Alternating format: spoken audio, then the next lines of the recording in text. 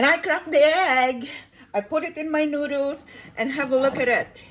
So tonight I have lettuce, I have celery, I have tomato. Because it's a cold weather and I don't like cold food when it's winter time. So I put it in my noodles. See? I'm picking up the noodles very well. It means I'm learning how to use my chopstick. Isn't that fantastic? Chopstick is fantastic. Thank you very much. I wish you all a good day. Eat purposefully. Make sure you know what food you are putting in your body. Not just any food. Eat food that's gonna make you feel well. And actually, my celery that I put here, they say is good for your kidney. So I purposefully put that in my food. Celery is good for your kidney.